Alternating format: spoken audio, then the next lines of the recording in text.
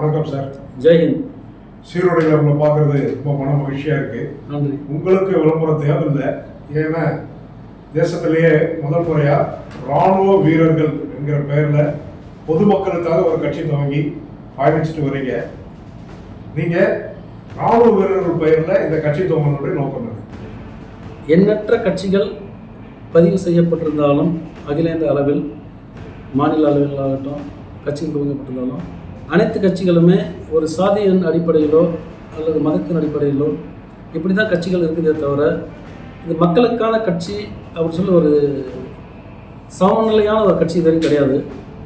அகில இந்திய அளவில் ஒரு கட்சியை துவங்கி இங்கே போட்டியிடணும் அப்படின்னா இங்கே தமிழ்நாட்டில் இருக்கிற கட்சிகள் ஆந்திராவில் கட்சிகள் ராஜஸ்தான்லேயோ மகாராஷ்டிராலேயோ இல்லை ஜம்மு காஷ்மீர்லேயோ இருக்காது. ஏன்னா அங்கே நம்ம சாதிய கட்சிகள் தான் ஆண்டுகிட்டு இருக்காங்க. இராணுவர்கள் என்பது அனைவருக்கும் பொதுவானவர்கள். எங்களுக்கு சாதி மதம் எதுவுமே இல்லை. 18 வயசில் எங்களை நம்பி எல்லையை ஒப்படைச்சாங்க. எல்லை காத்த நாங்கள் இனி அனைத்து மக்களையும் காக்க முடியும். இந்த சாதி மத விருப்பற்ற அரசியலை மக்களுக்கு கொடுக்க முடியும். மக்களுக்கு உண்மையான சுதந்திரத்தை கொடுக்க முடியும் என்பதற்காக நாங்கள் அரசியல் கட்சி துவங்கியிருக்கோம்.